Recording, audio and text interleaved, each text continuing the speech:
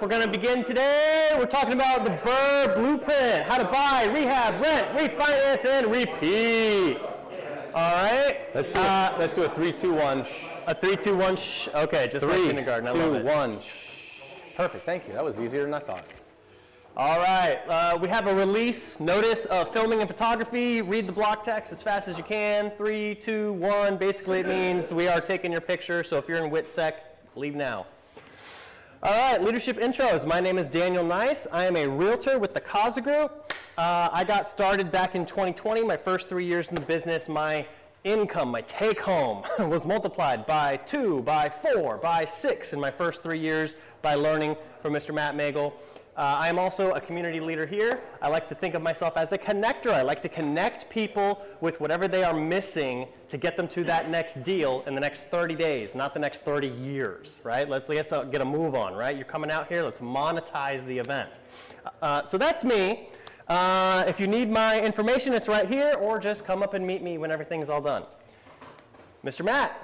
Is this also where I tell people what I'm looking for? Yes. Good. So hi, my name is Matt. I am the founder and owner-operator of Kaza Gainesville, which is a residential real estate sales team. I love helping people buy, sell, and invest in real estate. I'm also a real estate investor because of the grid network and everything that they teach and train people on. I've been able to employ a little bit of that myself, and it's been incredibly beneficial and fruitful for me. What I'm looking for is if you know anybody that's interested in real estate representation, i.e. real estate agents that want to have a career in a great place where we teach people not only to have their own business and succeed at their own business, but ultimately to kind of scale all the way up to where they don't have to work for money, and that money will work for them. That is the Kaza philosophy to taking real estate agents and turning them into business owners and ultimately, wealth builders. So I'm looking for agents to join our team right now. If you know of anybody, please let me know.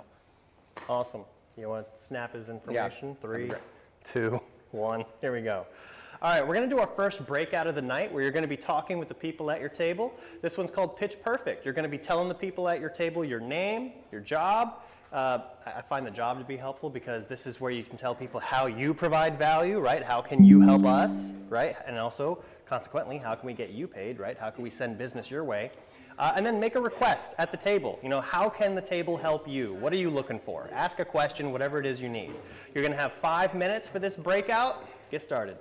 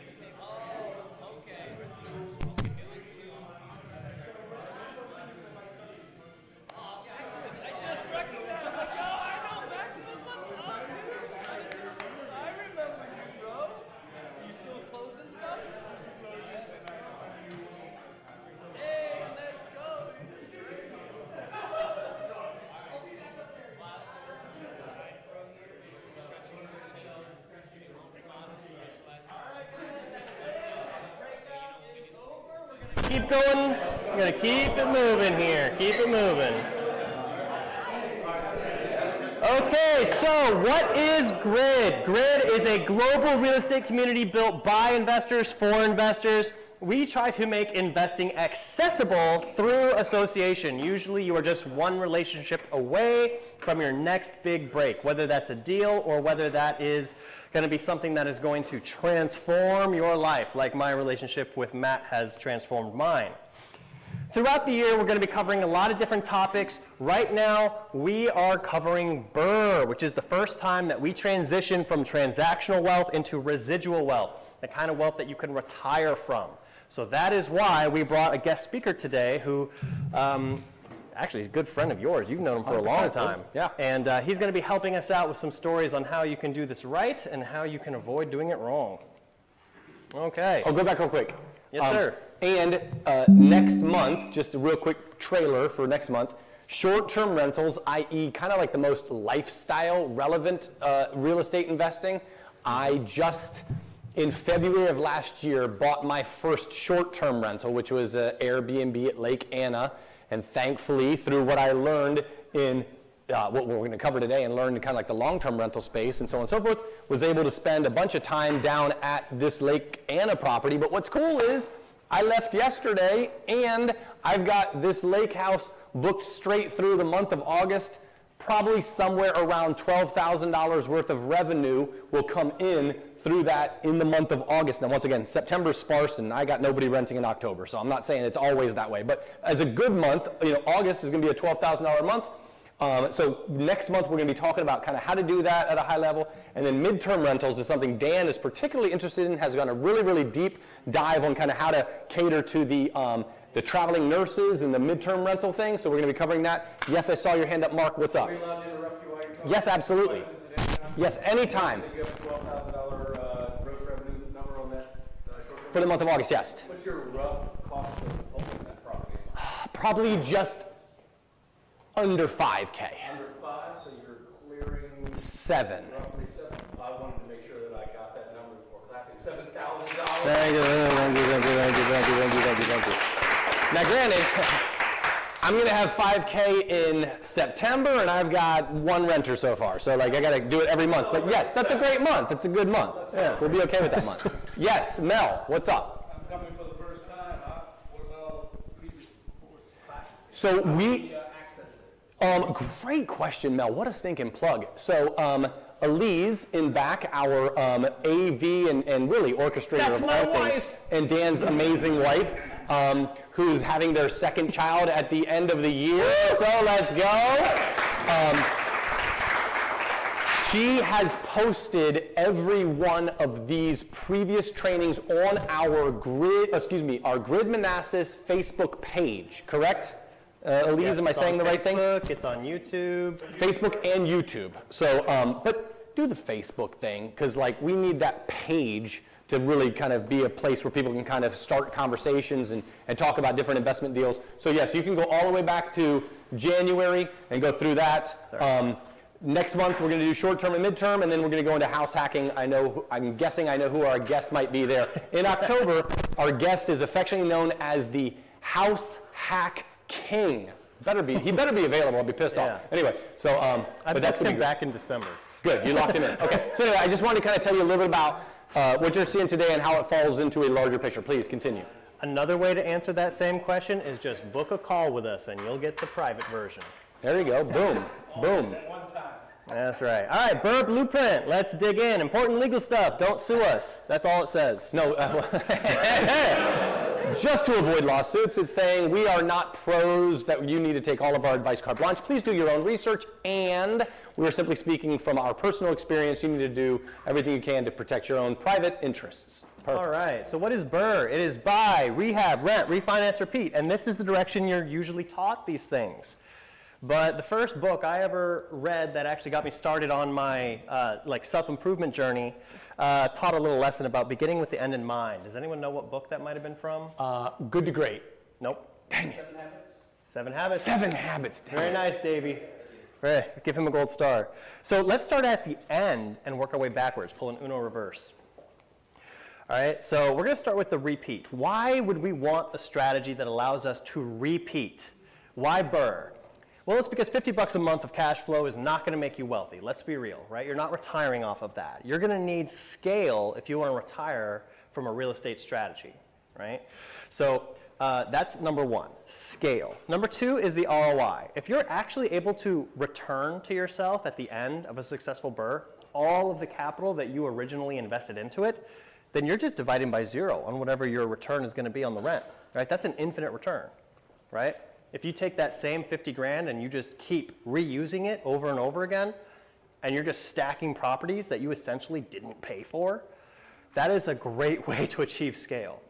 As opposed to the alternative, which is you buy one property, spent all of your war chest, and now you have to scrimp and save to get your next down payment.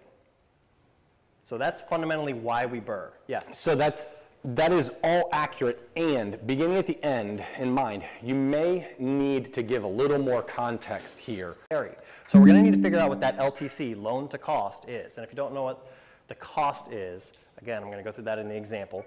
And then you're going to need to find out the refi LTV as well. LTV is loan to value, right? These are going to be the two key numbers that you're going to want to get really clear on with your lender in order to know how much money you really need for this. And then where can you get this important seed capital that you're going to be recycling? Where are we going to get it from? If you already have it, great. If not, you're going to get it from partnerships. I know for me, the first person I'm going to go to is going to be my sister, because she's already agreed if I find a good deal, she will fund it, right? And she will be my partner on it, right? All the money that you're getting doesn't have to be in the form of a loan. You can partner with people who have money, like my sister, who doesn't want to be bothered with figuring all this out. That's my part. That's my contribution, is I manage it. She's just going to fund it and enjoy the benefits of seeing the awesome return that's going to beat the S&P, right? Questions on fundamentally this step? Sorry. Especially recently. Sorry, go ahead. Anything before I move on? Okay, let's look at an example of this. So start with the market details. Suppose that the ARV that we're going to get our property to after it's renovated is going to be $550, right? Try to hit that median sales price as an example. Say that the reno is just a fix what's broken, 50 grand. Right? That's the type of property we're looking at. We're just going to fix what's broken. We're not trying to do a full gut here. Let's say that the purchase price that we're able to get it for is $335, and let's say that the cost is going to be these two things together. It's going to be that $385, right? Because you have the purchase and you've got the reno. So here we have our $385. This is where we come over to get our hard money loan so we can buy the property. So if the loan to cost was 90%, then they're going to give us 90% of the total cost, right? Stop me if I'm making a mistake, anybody, or if you have something to add, because I'm not a lender. Which means my piece of that pie, the equity or the down payment that I need to show up with, I'm going to call my sister and be like, yo, Christina, I need $38,500. That's what I need.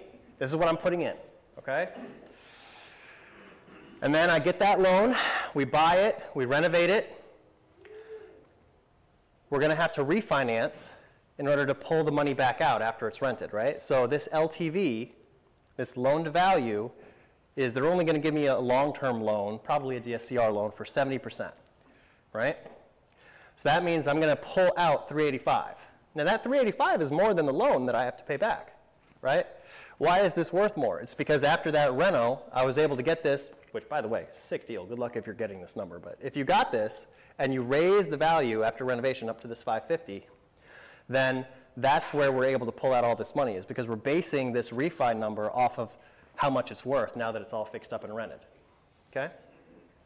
So let's say we do that, and we're going to get that cash out in hand. We're going to pay back the loan, and wouldn't you know it, I got my starting money back out.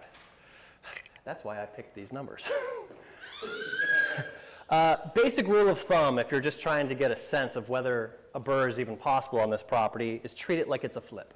Is there enough meat on the bone that I could flip it? If there is, then there's a good possibility you could BRRRR this too. Obviously, this is oversimplified because we're not taking into account all the other costs that are associated, but it's a presentation to get everybody on the same level, on the same page. You're going to go through the details with your lender. Questions, thoughts? It can be complicated. Please go. You should probably clarify why hard money. Why hard money? Yep. Yeah. So the reason you're getting hard money is so that way you're able to base the loan off of the asset and not off of the you, right? The difference between hard and soft money is essentially what the loan is being based off of. If it's based off the deal, that's going to be hard money. If it's based off of your capacity to manage the loan and pay for it, that's going to be soft money, okay? And if we're trying to do this at scale and recycle this, we're going to need these commercial terms that can move quickly. Is that how you would answer it, or do you have something to add? Yeah, I guess there's more to it. When I did mine back in the day, it was a distressed place, and I couldn't even get even just a normal loan from an agency or anything just because it was distressed, so you're forced into hard money. That's a good point. Most of the conventional type loans or the owner-occupant style loans, a lot of the times the property just won't qualify for that, right? So we did sort of a lipstick amount of renovation here, but chances are if you're going to be finding a flip-worthy deal, it may need a full gut. And so we're going to have to adjust these numbers accordingly to make sure that you can afford the full gut. But the point is the property needs to be in a certain condition in order for normal lenders to take on the risk of the loan, whereas hard money folks will take properties in more inferior condition so that it might give you the type of ratios necessary to execute this type of plan. So yeah, it makes sense. And so, yes? I would say one of the other things that I really ran into with... Actually, do me a favor. This, you won't play over us now, but for the online audience, they'll be able to hear you better. Thank you. One of the things that they never really talk about with hard money is that the location matters a lot as well too. So if you're trying to do this in rural areas that are outside major cities, then you're going to run into issues finding lenders who will do that. But there are lenders that do exist. It's a good point. Geography matters. Thank you. Any other questions, So comments? if I do a rural BRRRR, do I come to you? Yeah, you know people? All right, I'll remember. That's one of the tips for networking, by the way. We mentioned a joke about the house hat king. His business multiplied many times after he niched down to one thing, right? So that's just a personal example. I guess it's not exactly personal. I know him. But don't come to networking saying that you're everything to everyone. You will be infinitely forgettable and no one will know you, right? So try to niche down to know exactly what it is. Like that might not be your thing, but unfortunately that's in my brain now. It is. All right, perfect.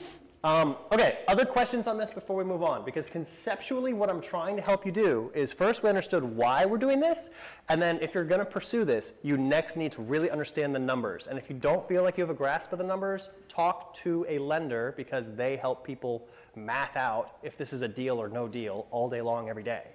So talk to a lender until you feel comfortable that you can math it. Does that make sense? Cool. All right, next is rent. Right? So in order to understand the rent, why this is the next step, after you figured out money and who you're getting the money from, now the next step in your journey in order to successfully do this is you need to understand the management piece and the market selection. If I'm having a consultation with you and you tell me I want to do a BRRRR, this is going to be one of the first things that I talk about. I'm going to be asking you, okay, are you going to self-manage or are you getting a property manager? And if you're self-managing, are you brand new at this and you're going to get yourself in all kinds of heaps of trouble because you don't know what you're doing and you made 5 different mistakes and now they're suing you and, oh God, why did I buy in D.C., right? That sort of a problem. So you'll tell us more about that later, right? Yeah, so self-managing versus property manager is also going to impact, you know, if you tell me, oh, I'm going to self-manage because I don't want to pay the 10% in order to have a manager. Okay, are you willing to drive to Florida to deal with the issues?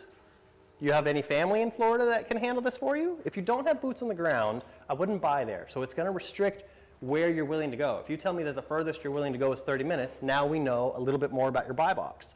So this is an important decision that you need to take the time to figure out.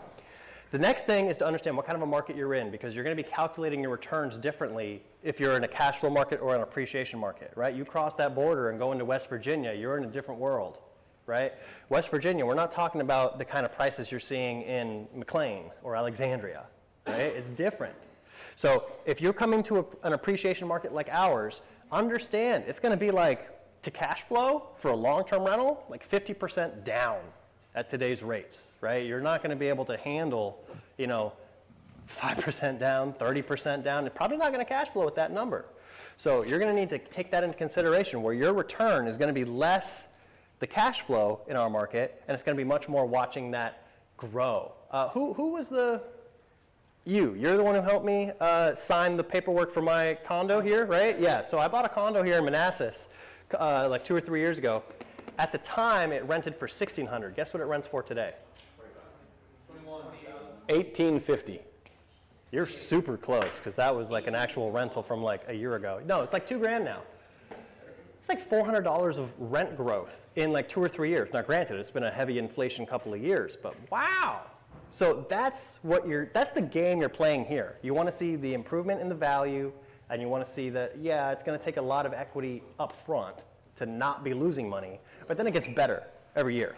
Whereas if you go to a cash flow market where cash flow is a lot easier to come by, but it's probably never changing, right? Like, it's going to keep up with inflation, and that's about it. So if you buy wrong, it'll stay wrong. Does that make sense what I'm saying? Like, you can kind of get bailed out a little bit in Northern Virginia if you can just hang on for 5 years or 10 years. But that's not happening if you go to one of these other markets. Okay, so one of the other issues is that there's going to be barriers to entry if you're going into an appreciation market, right? There's going to be, by definition, an appreciation market is one that has a lot of price growth, so it's going to be an expensive piece of equity that you got to come by, and is going to be much more competitive. Does anyone know how much money Market Pro, which is a big wholesaler around here, spends monthly in order to find deals? 100,000. Is it really that high now? It wasn't. I talked to him a few years ago, but this was before COVID. So. Last I heard was like 50 a month. Grand, 50 grand. I didn't know it was 100 grand, jeez. Okay, Before COVID. but so that's the level of competition you're entering into, so, at your own risk, good luck. And then tenant pool and local laws is something we're gonna talk a lot about, but what I really wanna impress upon you here is that when you're choosing a market, you're choosing a tenant. When you're choosing a market, you're choosing a tenant. The bricks and mortar don't pay rent. Bricks and mortar depreciate and cost you money. What you care about is the tenant. Decide on your property by deciding on your tenant. Who do you want to be the person that you sign an agreement with to pay you the money? Because that's what's going to matter. And certain tenant pools, because of the incentives put in place by local laws, are going to have certain habits that you will tell us more about later. Let me just stay on this for 1 second, and I don't want you guys to think of this as a binary. This is really a spectrum. Yes. Right? There are markets, Malibu, California, where you are at a 10 on a scale of 1 to 10 in terms of appreciation versus maybe rent. I don't know the Malibu rents, but just the idea, parts of Manhattan where like the cost of the real estate may grow dramatically, but you are not cash flowing. Conversely, Cleveland. I've got a buddy that bought 19 doors in Cleveland in like 3.5 years because he was buying them at $60,000. He was putting minimum downs, but they were cash flowing at like $500 a pop, right? So that's one end of the spectrum. You got the other end of the spectrum, and like you probably want to ask yourself, like, where on that spectrum do you kind of want to be? I've had that question, that conversation, and I realized, especially as a person who's bought most of my homes in Western Prince William County, that I'm kind of at like, let's say a 6.5, 7 out of 10. I prefer appreciation over cash flow. It just has to meet a minimum standard of cash flow for me to kind of feel comfortable with it. Does that make sense? But this is just a personal, kind of analysis you need to do about what do you want, and recognize it's a spectrum. I will say also that the tenant pool in the appreciation market tends to be normally easier to manage and less headache and pain and stress. Factor. Say it again? Because of the competition factor. Because of the competition factor, whereas the tenant pool in the cash flow markets are more maintenance. I know of a friend of mine over the last 15 years who at one point had, let's say, dozens of doors in Prince George's County in Maryland. And he had to hire somebody to physically drive to every single house every week to collect rent in cash. That was part of the process of dealing with a cash flow market tenant pool. There's no judgment, but like you just got to kind of know what you're signing up for. It is a spectrum to be wise. Yes, Arnold, and actually speak into this, please. My spinning wheel to see. Yeah, I just want to mention real quick that. So you just walk over to everybody and you just ask them like. A lot of it has to do with your own personal. Homework. Just in text, just 1, 2, 3, 4 in a row. Yep. Into the who's going to win the book tonight. Spin to win. When you buy a property with the intention of tenants, I feel like a large factor is to consider something as schools nearby, Walmart, and all type of other.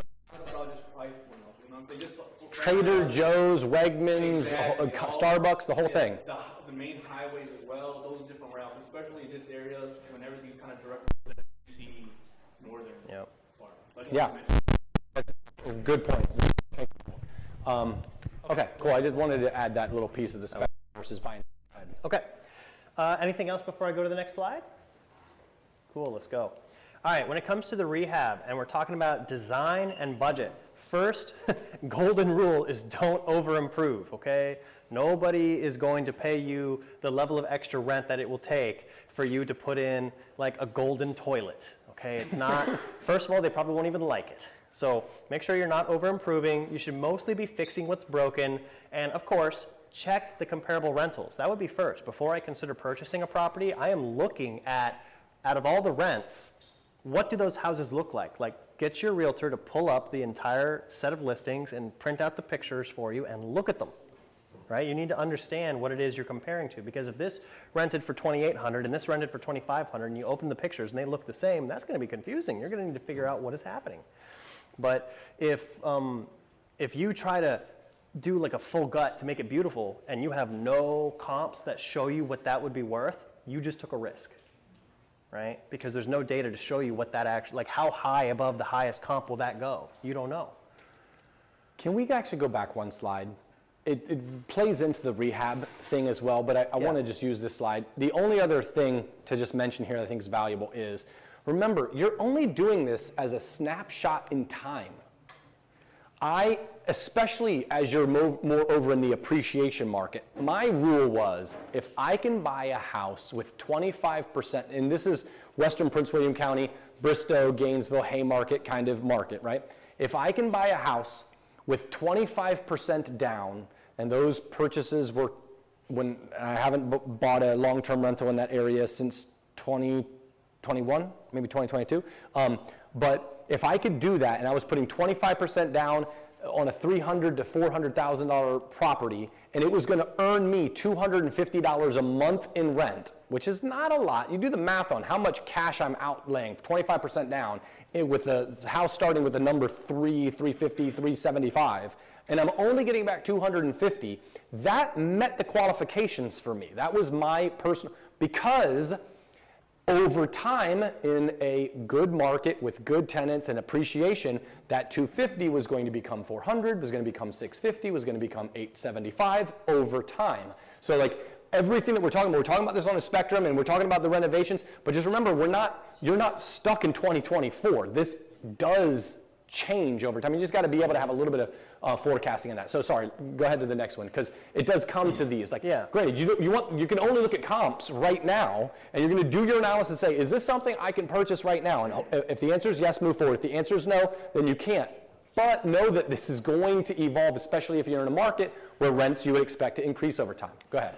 So there is an exception to the only fix what's broken rule, and that is if you're doing a full gut anyways, spend the money to get like upper middle quality, because the marginal increase in material costs is definitely gonna be justified by attracting the highest quality tenant, right?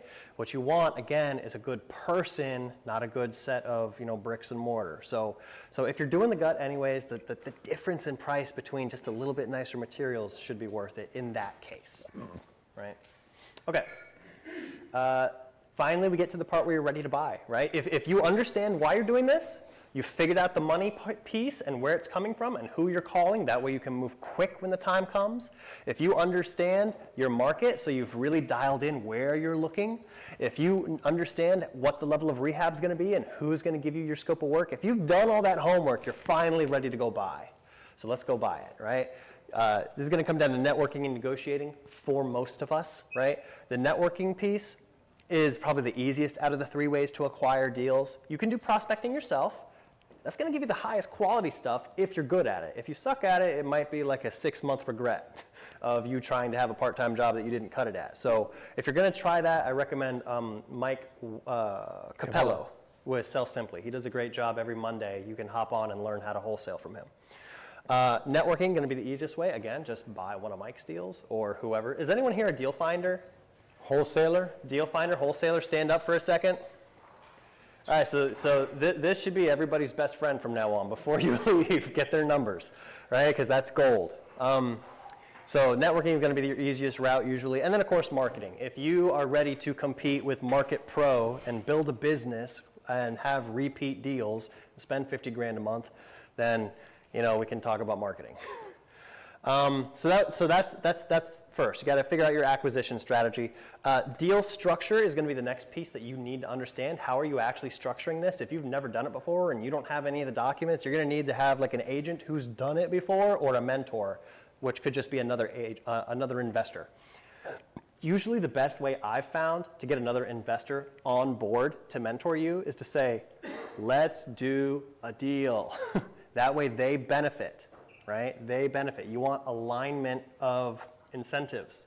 So also, lenders, tell me if this is true, who gets the best rates? The person who does 20 flips a month or the person who's never done a flip? 20 a month, right?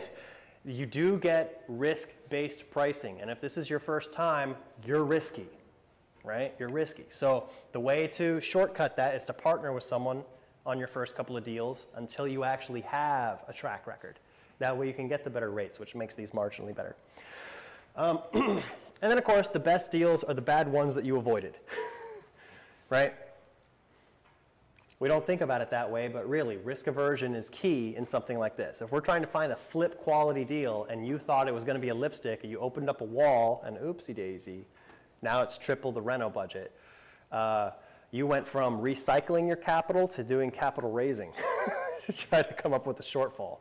So that wouldn't be good. So make sure you vet properly, do your due diligence, and find partners who know more than you and are willing to tell it to you straight, right? Find a lender that's going to shoot you down. Find a contractor that's not just going to try to undercut the undercontractors. Pay them what they're worth, because contractors that are good, they know that they deserve the money.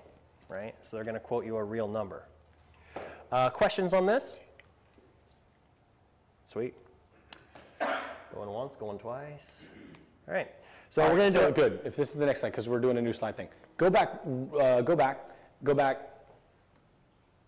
One more. Back here. Sorry. This is his favorite slide. This is my favorite slide. I love this slide. One little thing that I've learned the hard way, and I had a conversation with a client yesterday, 2 days ago, about some bad tenants that I just want to give you guys as long-term landlords that I think is worth its weight in gold, and that is this. Underprice your renters, or your rentals. Mm-hmm. Under rent. If you know that you can rent this house for $2,500 a month, list it for $2,400 a month. If you want to avoid a lot of stress, strain, crappy tenants, all sorts of calls in the middle of the night for stuff you don't need to be dealing with, Do not list your $2,500 a month rental for $2,750 because you think, oh, well, that's just going to be the way that the people that have that amount of money, they're going to be the ones that are going to be willing to pay the extra because they've got more income and I want higher earning. It's the exact opposite. Here's what happens. Everybody who's relatively intelligent can kind of see what other properties are renting for in that same general area. And if the market has kind of showed it's $2,500 a month and you list it for $2,750, who are you attracting? You're attracting the people that know that their background check, their previous rental history, their credit score, their income is going to make them less desirable. But guess what? They can bring an extra $250 a month to have you overlook the blemishes of them being the tenants in your house. And they will do it all day long. They know that they're just going to get somebody that's not on the lease to live in the basement for $750 to cover that $250. You understand what's going on here? Conversely, somebody who's a fantastic tenant that knows that they've lived at the last property that they rented for 5 years straight and they fixed everything in their house. They never bothered their landlord. They didn't do any of this stuff. Their credit scores are rock solid. They're in good shape. They're going to be here. They're working for the U.S. military and they wake up every single morning and shine their shoes to a perfect shine. They believe that they're an amazing tenant and they should probably get a decent deal for being such a great tenant. Who do you want in your long-term financial asset? The super high quality, no bother to you whatsoever tenant who wants a deal, or the guy who's going to pay you an extra $250 but rip the stinking house apart while he's living in it? Trust me, it's the first one. So when you list that $2,500 a month rental property for $2,400 a month, you attract all of these people. And great news is you get a ton of applications. 5, 10, 15 applications of hopefully really good people, and you can sift through the different folks that are in there and say, hey, this guy is the guy who's going to take care of my asset like it was his. So one thing I learned, and by the way, you pick the other guy for $2,700 a month, he ends up ripping the house apart over 12 months. You've got to put X amount of dollars into it, but more important than even having to put the money into it, you don't have a renter for that month that he moved out because you need that month to get the house back in shape. How much money did you lose by trying to make an extra $250 a month? Trust me, lose $100 to make long-term really much better outcomes. So anyway, that's something I learned the long, hard way. I just wanted to share that real quick. Matt, you're so passionate about tenants. Yeah, dude. Hey, anybody had a bad tenant in a rental property before? Did you become Thomas? Thomas literally standing up. He's like, how high can I get my hand? Those of you who don't know Thomas Price, he's a property manager. He's going to be sharing in just a second here. But how passionate did you become after you had a bad tenant? You're like, dude, I am not dealing with that again, right? Like, yes, yeah. I am passionate. Who's ever been a bad tenant? No, I'm just kidding. All right. The phrase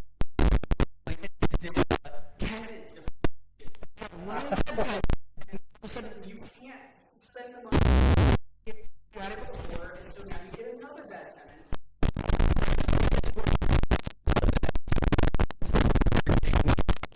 Over 10 years. And then you call us, and we'll list it for you. All right, so thank you guys for that. We're going to do our next breakout. This is going to be 5 minutes. I call this the Connector Catalyst. Let's get you practiced at networking at a high level. What I want you to do is monetize this event tonight. And the way we're going to do it is by asking everyone at your table, who else do you want to meet?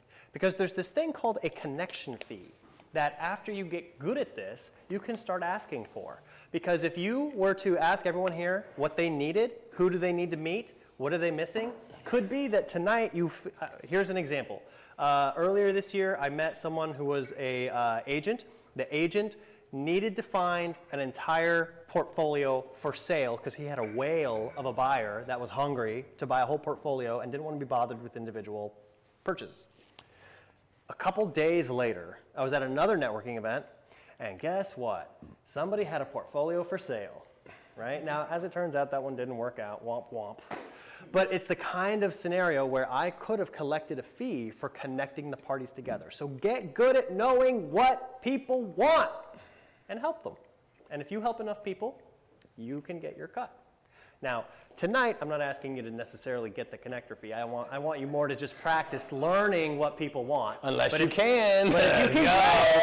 If you can get it, go get it, right? Because, by the way, the way you get it is you just say, hey, what would it be worth to you? Because I know how to solve that problem. I can get it to you. If it works out, would you be willing to sign something that says that in the event it works out with this particular person, I get 3%, whatever, name your terms, right?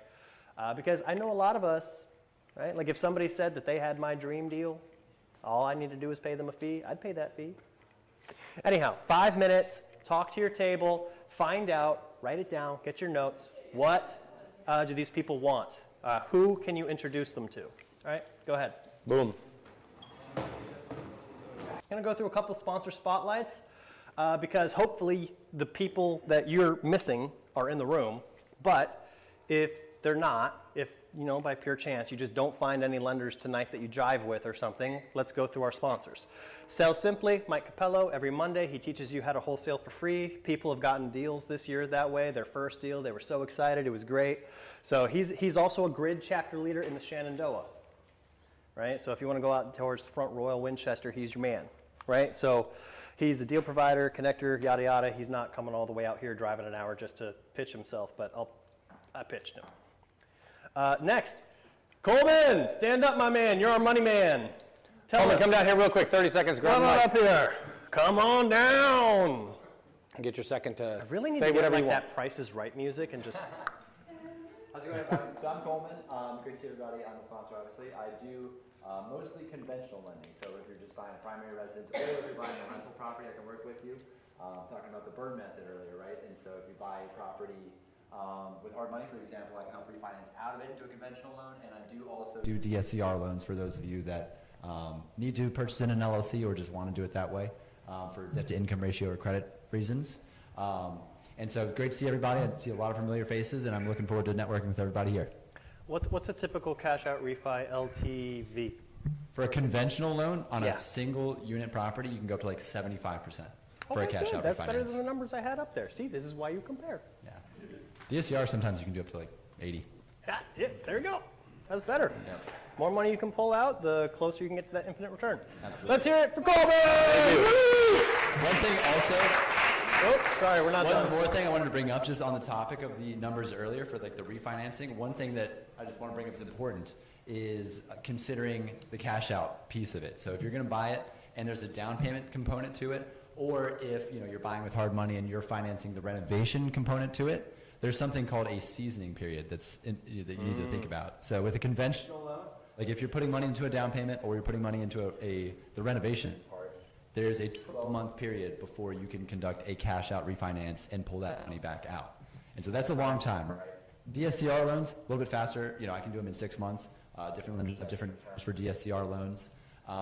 But that's something to think about. A true BRRRR method, sometimes if you can finance it with cash plus maybe home equity lines of credit on other properties you own, and you can finance the property quote unquote cash, one thing that you can do is do a cash out refinance right after you purchase. There's no seasoning period to that.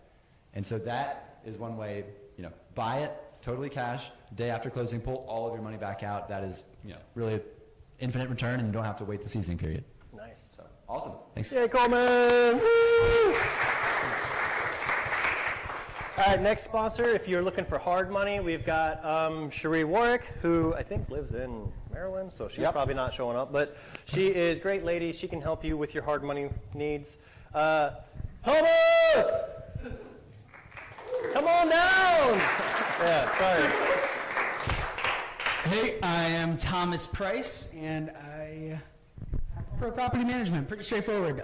We do residential property management specifically in Northern Virginia, north of, let's say, Stafford and Winchester. And ultimately, I'm just here to help and chat and meet everybody, so, yeah. Stay up here. Don't I go too definitely far. recommend for those of you who... Oh yeah, woo! We're going to Thomas! And Fiend. Okay, I'll bring you back up later. Cool. All right, he is our guest speaker today, so he will have some stories to tell. One thing about property management, even if you are self-managing, you should know 2 or 3 property managers that could service your rental because you will have problems. Problems you didn't anticipate. And when you have those problems, are you going to scramble or are you just going to call Thomas and he'll be like, do this? It's so valuable to have that person you can call when you need the help. Okay, Mark Beckett, the guy with the cool shoes. Those are fancy shoes. I really like the gold pieces that kind of twinkle in the light. I love that. Bonus, Gore-Tex, because it's raining. Oh. All right, anyway, hi everybody, Mark Beckett. I'm with Housing Construction, and so if you've got an ugly house, we'd love to fix it up for you. We work exclusively with sellers and investors to renovate houses. We're like right there. Throwing it all over the place. To fix up the houses. We work exclusively with sellers. So I work with investors who want to spend the absolute least amount that they possibly can to sell their or rent or short-term, long-term, medium-term, rent it however you want, for the absolute maximum amount that they can. We know how to do that because we do it. So we fix and flip ourselves. We buy and hold ourselves. We do these kind of BRRRR things. And if you've got a minute, I can tell you a quick story about a BRRRR deal that maybe kind of ties some of these themes together that you're talking about, because it went down pretty similar to what you were talking about. So we had an opportunity to buy a property a few years ago that was found through agents. So we know agents, and I tell everybody the same thing. I'm just looking for ugly houses that need some love and opportunities where I can help someone, right? An ugly house usually comes with some kind of a situation. That probably comes up on a different night when you're talking about motivated sellers, not to talk to them and all that stuff. Come back, talk to these guys about how that works. But I find them because I talk to agents, and I know a bunch of agents, and I tell them what it is that I'm looking for. So they said, hey, yeah, you looking for like the weird stuff? Like, yeah, I'll take the weird stuff. Like, well, we've got the family that has 2 properties. Oh, well, 2 is fine too. I'll also take multiple. A single family house in Falls Church-ish area and a condo-style townhouse in Woodbridge. The single-family house was single-family house in Falls Church. It was far more valuable. It was nice. It was pretty roughed up, but it was a nice single-family house. It would not work for this, right? Just what anyone's going to pay for this, just to fix it up and live in it, made it hard to put debt on it, get a PI, TI, principal, interest, taxes, insurance, right, loan on it. That was lower than what the rent could possibly be, because no one's going to rent a house in Falls Church for like $4,000 a month. Well, they weren't a few years ago. So they had that deal. I was like, all right, well, that's interesting. Well, they also have this little townhouse condo thing down in Woodbridge. And they haven't been in that one for a minute. Like, they moved out of that one a bunch of years ago. Like, the kids lived in it for a while. They're not even entirely sure what kind of condition it is in. They just know it's kind of bad. All right, fine. Let's go check these things out. So the house in Falls Church, great house. It was a pretty good renovation candidate because it could have been shined up and sold for more than it probably would have cost to fix up. The townhouse in Woodbridge was not hoarded to the rafters, but stuff all over the place. Also pretty much needed to be gutted. And we ended up acquiring the townhouse for roughly $75,000. How does one get a house in Woodbridge for $75,000?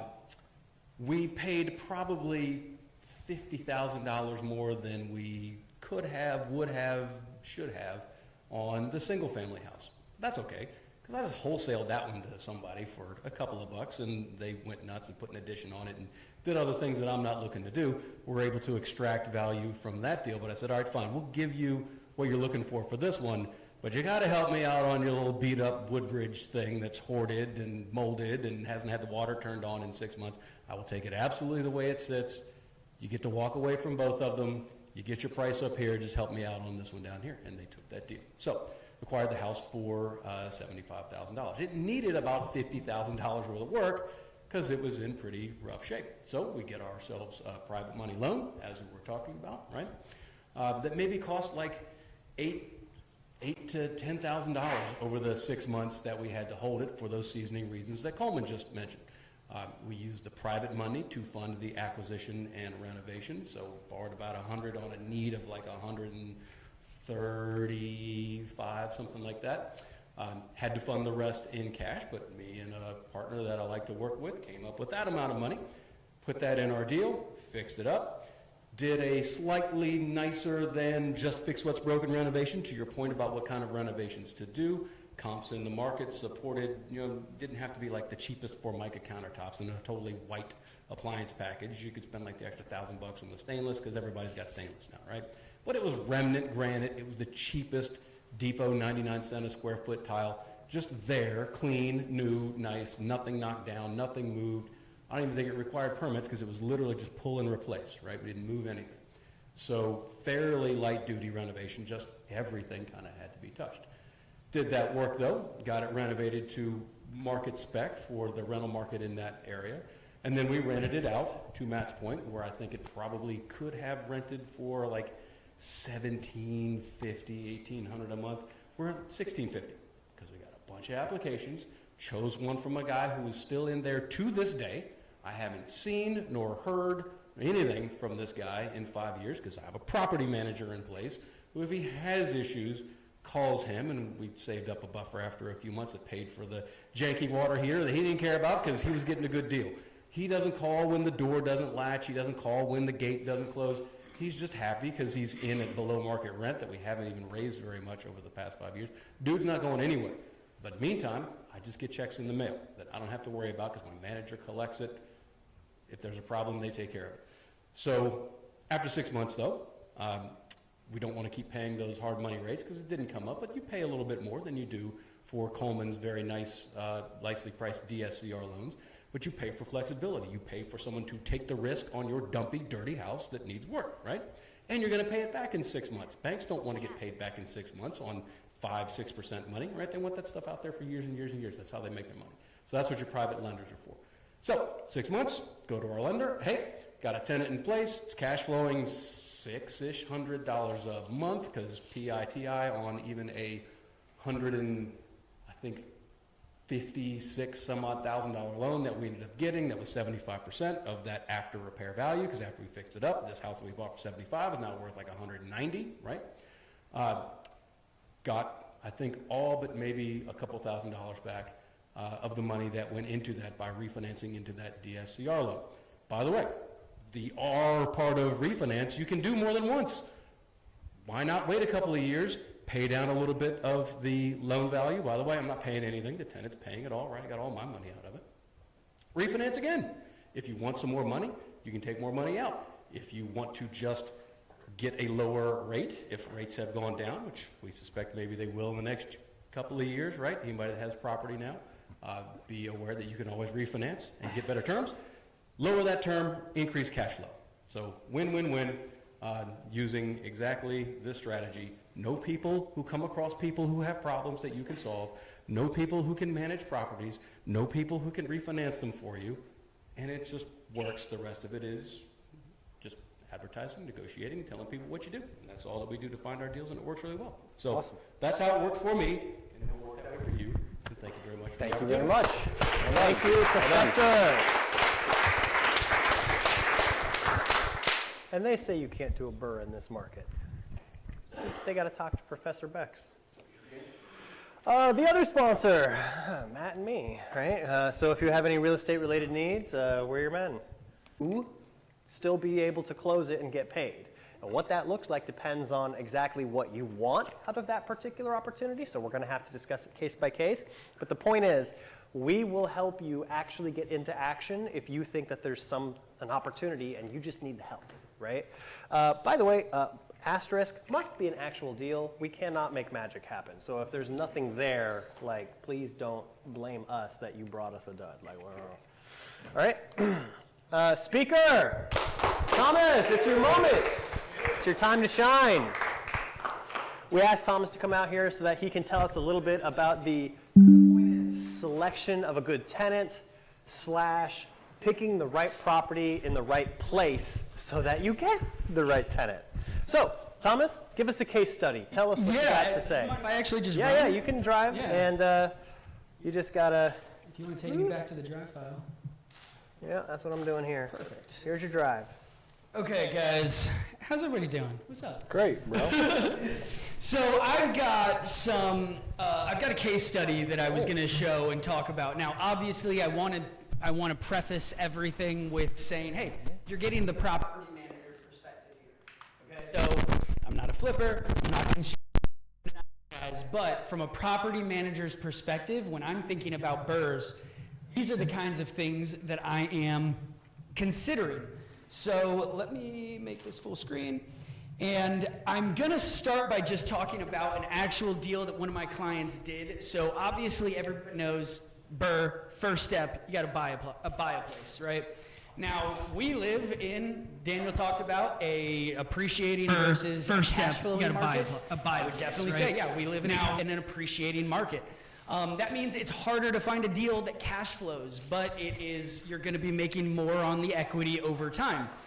Now, when we're talking about those differences, one of the areas that I don't know, obviously we're in Prince William County, but if anybody is familiar with Arlington, I was going to use that as a deal that I had to sort of go through a little bit of the process. Because when you're thinking about a buy and hold opportunity, are you thinking about Arlington as an opportunity to buy at $1 million and then rent it $3,000 or whatever it is? Like that, those numbers get a little weird, right? But if you actually understand your market, you know your target, you know what you're looking for, you can find a deal anywhere. So this is an example property of a client of mine, which is in Cherrydale in Arlington, if anybody's not familiar. This is a little map to show. This right here is Cherrydale. Very small, but it's a very well sought after, high income area, right? So when you're looking at those kinds of areas and you're thinking about a buy and hold, you're probably just like, dude, I can never make these numbers work. This just doesn't make any sense. Meanwhile, this specific client of mine bought 6 in the last year, all in Arlington, all in Cherrydale, this small little neighborhood right here, and is cash flowing on all of them, right? There is an opportunity, if you know your market and you know what you're targeting, there is an opportunity to find the thing that you're looking for if you really know what it is that you want. So let's talk about this. This was the property. It was, like I said, it is a duplex. So he happened to say, hey, I own Arlington, I know the market, and duplexes are my opportunity to actually rent at a cash flowing opportunity. So with this property, they basically tried to do just that, right? Duplex, it's I guess newly a duplex. It's not even like it's a weird situation a little bit on the tax record because how Bright at least does it.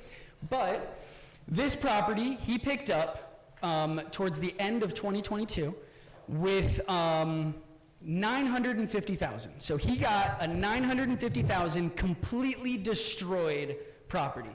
He found this property just the same way he finds all of his others. He does his marketing specifically in the neighborhood. He knows exactly what homes. He does it to all the duplexes, triplexes, fourplexes, all of them. And when he was looking at it and doing the math, obviously the math is going to be your first step, of course, right? You need to, in order to buy it, you need to know that the math works at each step first, which is why I'm sure Daniel went sort of backwards through the process so that you understood that you need the last step to work before the first. So this property he purchased at $950,000. It was a duplex, so he got 2 sides at $950,000. Now, $950,000, that's no joke. You're talking about $1 million. And then he was buying it the way that he found this, and the person who actually reached out to him was, unfortunately, a sad situation. Gentleman owned the property, had cancer, had to deal with it, needed funds. He purchased the property in 1994 for $200,000 for a duplex, which is crazy to me. And then when we came in, the place was wrecked. I mean, he never had anybody living on the other side. It was just vacant the entire time practically. I think he had 1 renter on the early days. And then his side was not any better. So the entire place needed gutted. So I have a real, actual invoice here that you guys can see about all of the work that went into this property. So he purchased at $950,000, and when we actually ran through everything, he had $63,000 roughly on each side that he had to put in to get this thing renovated. So we're not talking about small numbers here, but he knows his market. So he knew that he could make the numbers work because he knows it. Like I said, he bought 6 units, 3 duplexes, all in Cherrydale, Arlington in a year. So when we're looking at these numbers, they're obviously a little daunting when you're talking about bigger numbers like this, or at least it is for me. I don't know about you guys. But when we're considering this, the question that first really comes up is, how are you supposed to cash flow this? You're buying it at $950, you're putting $120K into it, so how could this make sense? So I went ahead and I pulled up the actual pro forma that we run when we're doing this. So he is actually netting $3,500 a month is what he's renting it. He understood that $3,500 on each side. They're both 3-bedroom, 2-bathroom. And he's netting $1,000 after mortgage a month when you combine this duplex into one building, which is how he bought it. So I always take a second. Obviously, cash flow is king.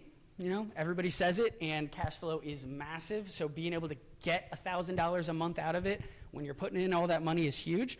But there's more to the story because he is a successful surgeon. He's not super worried about the cash flow, and he's still getting $1,000 a month. He's thinking about it from the loan pay down and the appreciation side. So when we're estimating out what that looks like, yeah, every month he's looking at $1,000 of cash flow, but then when you tack that on to the loan pay down and appreciation, because again, loan pay down, that's the principal of for anybody that doesn't know, principal on your mortgage. Every time you pay your mortgage, you have a portion of that goes towards the equity of the house, AKA the principal. So when we're actually factoring in estimates on the loan pay down and the appreciation, he's expecting $120K to come out of this property in equity, and that's not even looking at the renovation cost, or that's not even looking at the ARV. 5 years, 10 years. So when we're looking at these things, one of the things that's always interesting to me is, yes, cash flow is key, but appreciation is where your cash flow is defense, but appreciation is offense. That's a good way to say it. That's where you build wealth. Yeah, that's a good way to say it.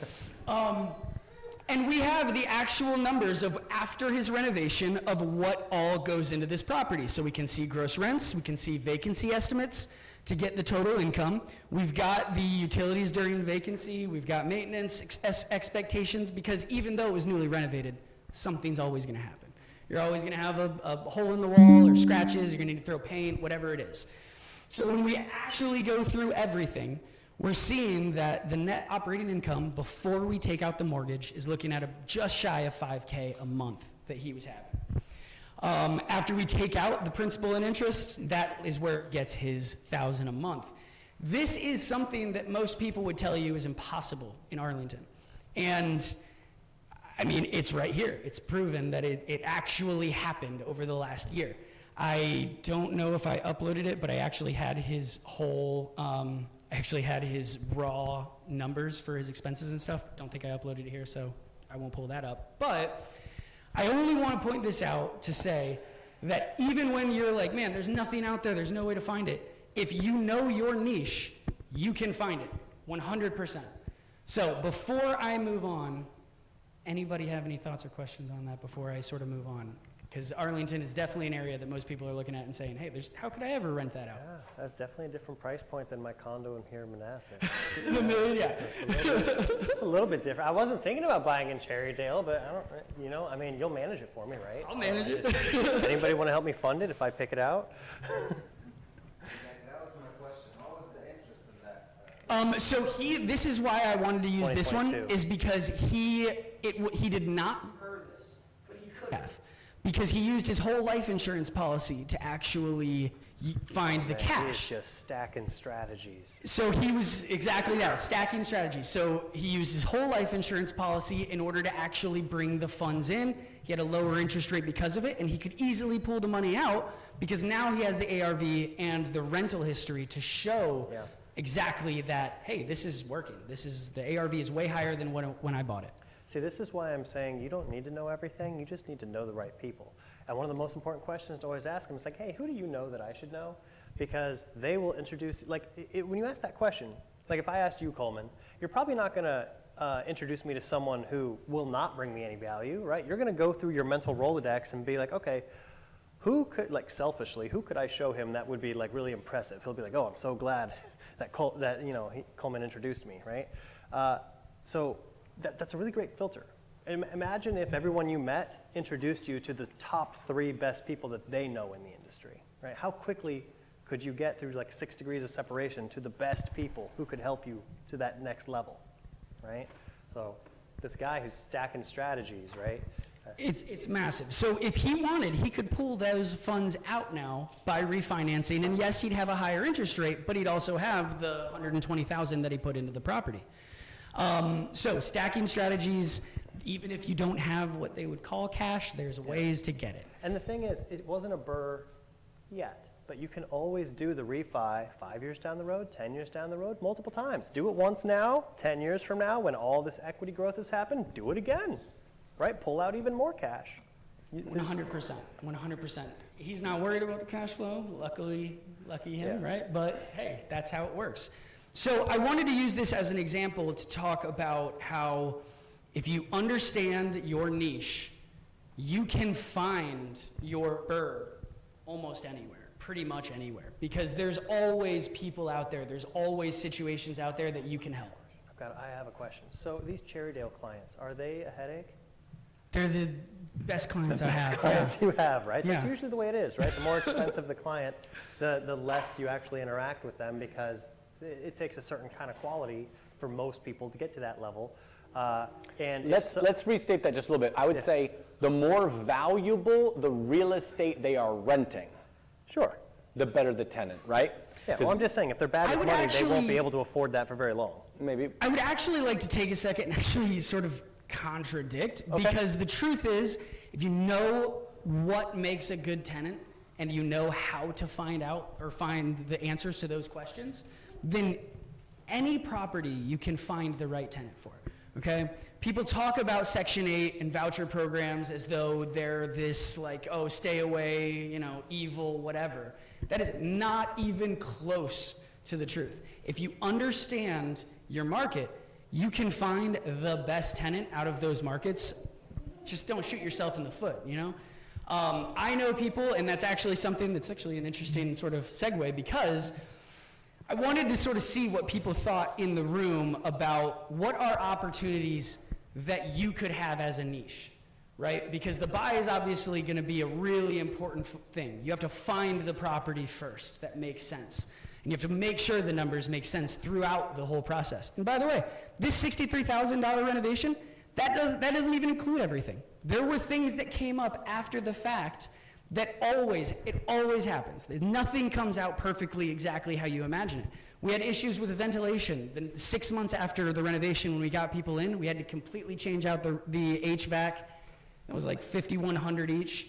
So 2 of those, so that's almost $1,200 right there. And then we had to go and do all the ventilation system as well, because it was actually letting carbon monoxide in. Not great.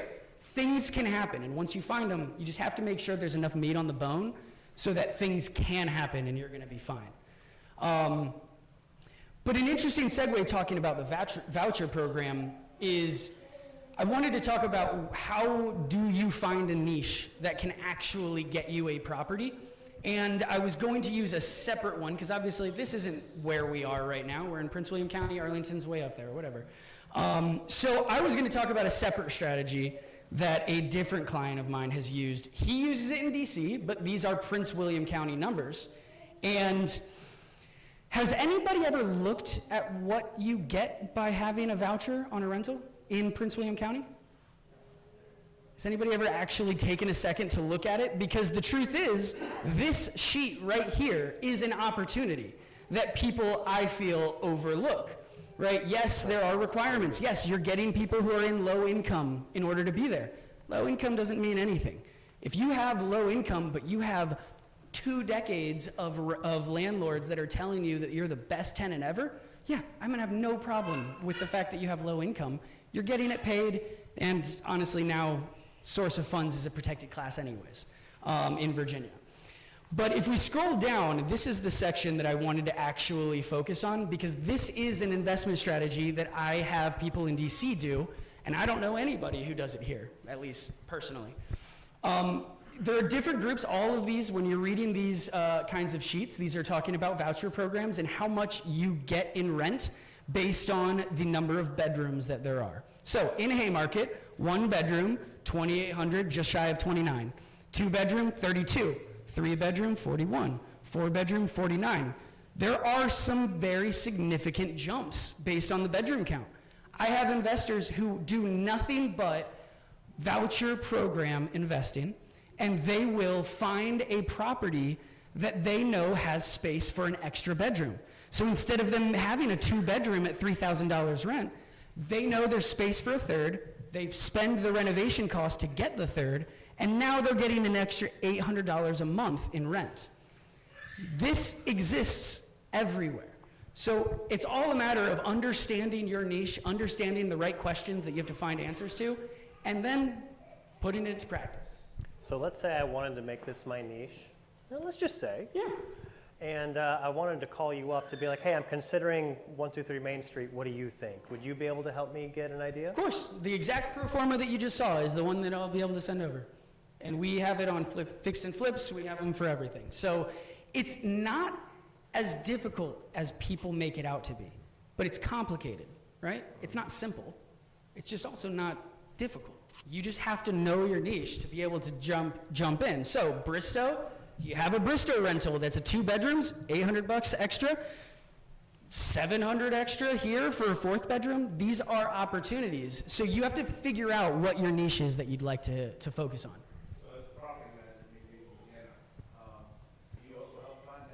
Yes, we can help people find tenants, absolutely. And ultimately, the sort of segue here would be, Daniel talked a little bit about how you're investing in the tenant, not necessarily the area. And the reason that that comes up is because if you have a good time or a bad time, there's typically one factor that's gonna actually change that, and it's just who the person is. If you get the right tenant in the property, you can make it work. If you get the wrong person in the property, you're screwed, okay? Talk about DC and how much of a nightmare that's been. We've been trying to evict somebody for 18 months. We finally got him out. And in the last 6 months of the eviction, we had $80,000 of lawsuits, just because the local regulations allow for it to be very easy for them to cause damage and then report the damage. So now all of a sudden we're sitting here having to go back and forth like crazy. So if I was an investor and I was trying to decide between, oh, Maryland and DC, I keep getting all these deals from wholesalers. Virginia, I'm not getting as much. Can you help me compare these different localities and, what kind of a...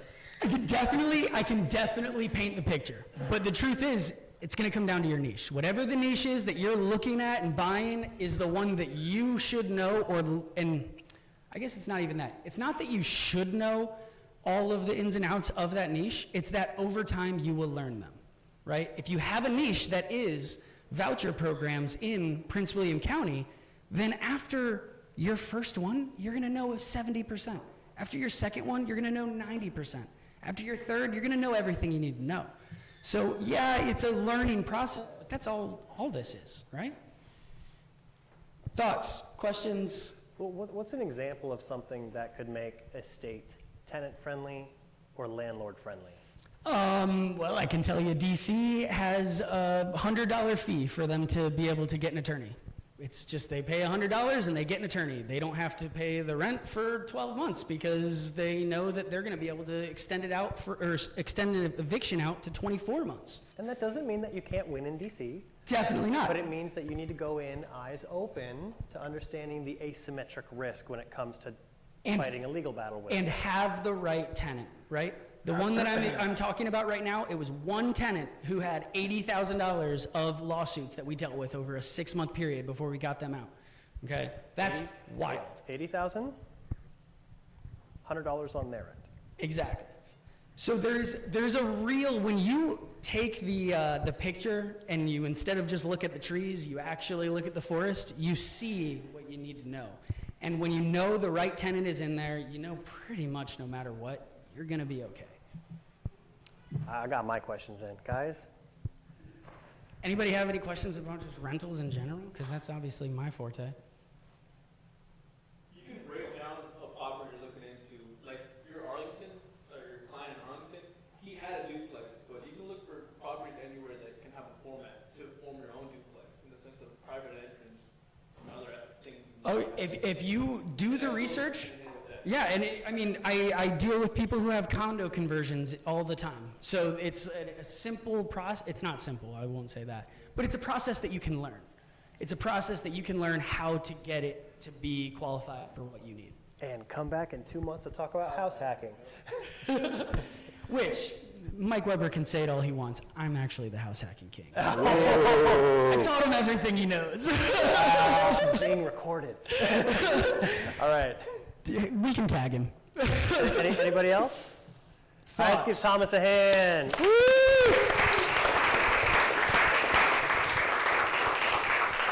All right. That was great. Pop, pop, pop. It is 7:48, just so Yep. you're on the same page. All right, did our Q&A. We do want you guys to continue building this community, so act like Gino and invite a ton of people, because he invites a ton of people.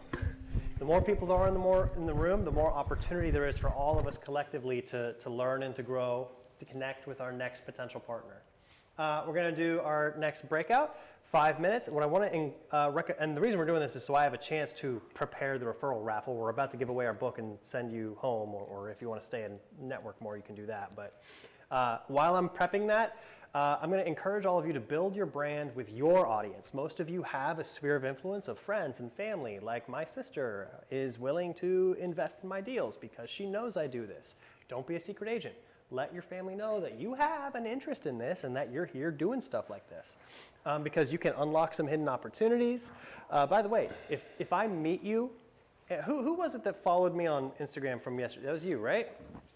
Yeah, so I checked him out because I wanted to find out, what's this guy like? Could he be a potential partner of mine? People will stalk you online and find out about you. And if you look like, you've got the cartoon icon and 0 posts and it's like you're a ghost, that doesn't encourage trust. So I would encourage you to start building your brand a little bit better. Do simple stuff like, here I am, I'm learning about real estate. Who else likes real estate? And then your Uncle Joe might be like, well, actually, I am getting ready to sell my house. And now that could turn into a $10,000 wholesale opportunity for you, right? Or more.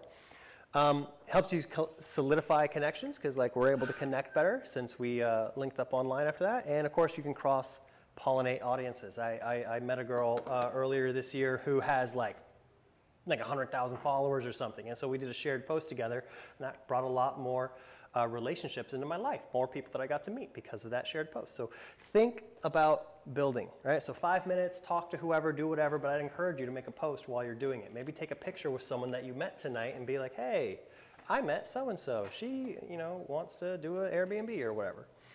Next steps, I encourage you to follow us on Facebook. You can also check us out on meetup.com to see all of the events for our next stuff. Oh yeah, I gotta mute the smooth jazz. Please write us a review. This is the slide that I'm going to leave up until you leave, which is going to be in 5 minutes because they will fine us if you're still here after 8. So I will need you to oh yeah, sure. Pictures. Woo! But this is the one I need you to do. I got that. All right, good. So yeah. My recommendation is exchange phone numbers and be like, hey, nice to meet you. Here's my phone number, text me your name. That way you connect. Do that as fast as you can because if you're still here in 5 minutes, I will be shooing you. Remember the Sandman from the Night at the Apollo? And comes out and he gets his thing and he hooks you and he just pulls you out. You just have to say, be out there in 5 minutes. And I do have a question. Did you like it tonight? Was it valuable? Was tonight good? All right. Thank you so much. Thank you for coming. Thank you for coming. Have a good night.